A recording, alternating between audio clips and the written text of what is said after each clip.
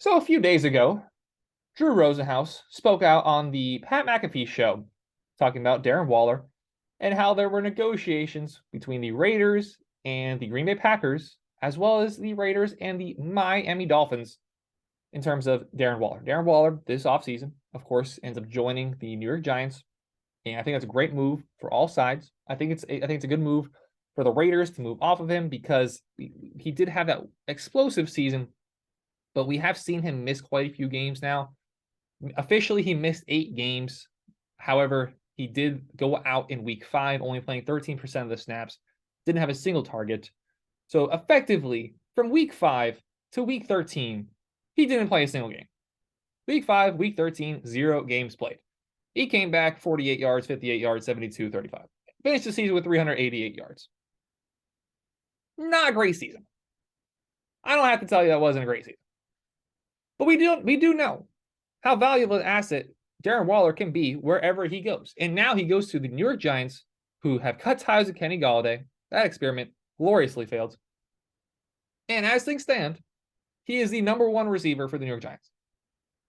With the contract that the Giants gave Daniel Jones, I don't know if it's realistic they go out and get a guy like DeAndre Hopkins, who is on the market right now. They're probably going to still draft the player after letting Kadarius Toney go to the Chiefs in a trade. They're probably going to look to address wide receiver in the draft. But going into the season, I think it's more likely to say that he will be the #1 there.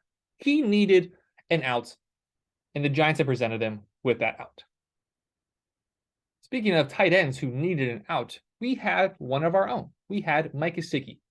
Mike Gesicki, before the season started last year, I said that I thought the Dolphins should have traded him. At the time, the Dolphins probably could have got around a 3rd-round pick, maybe a 3rd and a 7th, maybe just a 4th. Anything in between, there's a good chance we could have got Mike Gesicki for him. I'm looking at Mike McDaniel's scheme. I'm looking at what Mike Gesicki has done over the length of his career, and I didn't believe that it was going to work. Donovan was definitely of the mindset that it could work, but I was more apt to believe that Mike Gesicki was not going to be the Dolphin at the time of the season in August. I said that Mike Gesicki is not going to be a Dolphin this time next year, and we obviously all know that is correct. Whether that be Mike McDaniel, whether that be Mike Gesicki's fault, whether that be actually Tua's fault, it didn't end up working. And now the Dolphins are in a space where, we have 3 tight ends on the roster nobody really trusts. It'd be very interesting to have seen if it played out a little differently.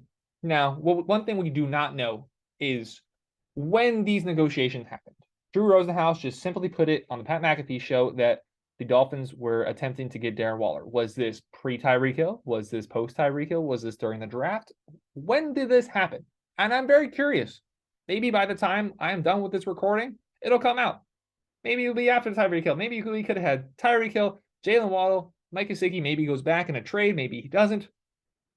We have this massive offense. Weapons galore. Either way, it would have been very interesting to see. This is purely what this conversation is about. Because you get a big body target, which is one of the few things that Donovan was able to hold on to when it came to Mike Gesicki, because we let Devontae Parker go, and I had 0 problems with that. Maybe a little bit of a problem of where he went to, but losing Devontae Parker and now losing Mike Gesicki loses that big body threat.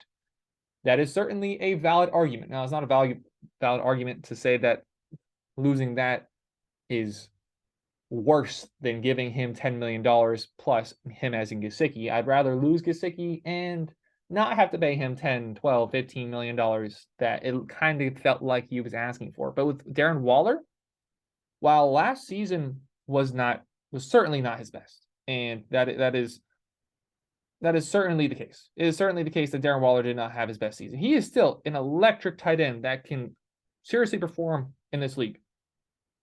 388 yards 2022, 665 in 2021. Both of those seasons cut short due to injuries. 9 total games played. Again, really only 8. Went down in week 5. 2021, 11 games played. Then you go back to 2020, in a season which he played every single game. You have a 1,200-yard season. You go back to 2019, a season which he played every single game. You have a 1,150-yard season. 3 touchdowns in 2019, 9 in 2020. You have a big athletic threat who is capable, has good speed. I don't know off the top of my head if he's a good blocker or not. It's going to be real, y'all. That is not what I look for in players as a YouTuber. That is definitely something that is valuable. It's just not really what I pay attention to. Going to be completely honest with you guys. Without a doubt, if Darren Waller is healthy, he is a premier top tight end in this league, and I would be very interested to see how he works. I'm not sure if he would work like Kittle does in the San Francisco offense. I imagine he is a better blocker than Mike Gesicki, although I might be. I've never played a snap of organized football in my entire life, but there is a decent chance I am better at blocking than Mike Gesicki is. I'm just saying, it'd be interesting to see. Do you think Darren Waller would have worked on the Dolphins? I'd be really hopeful to see him have a little George Kittle role. I mean, they both are about as healthy as each other. Both find a way to end up on the sidelines a little more often than my liking. But Darren Waller on the Dolphins, I think that could have been electric. I think that could have been a fun show to watch. You pair him with Tyreek Hill and Jalen Waddle, and that offense. Who do you guard? Who do you guard? Talking about, there's a lot of offenses in this league where you look at them like, okay, I got Tyreek Hill. Okay, cool. I got Jalen Waddle. Okay, cool. Who has Darren Waller? Ah, crap. You actually run out of people that can guard the opposition's weapons. And that would have been especially if we could have kept Mike Gesicki while he did not have a great season. If you could have kept Mike Gesicki and had 4 legitimate weapons, if Gesicki was actually good at football, that would have been an incredible offense, an electric offense, an impossible to guard offense, very similar to what we've seen from like the Cincinnati Bengals. I got Jamar, cool. I got T, cool. I got Joe Mixon out of the backfield, cool. Crap. Who has Boyd? Who has whatever the tight end is? It's impossible to fully guard every single player on the Bengals because of how many weapons they have. What we could have seen in Miami. Of course, we do not. Goes on to New York now. I think if he can stay healthy, I really love Darren Waller to the Giants. Staying healthy is a huge if though, because best ability is availability, and he has not been available.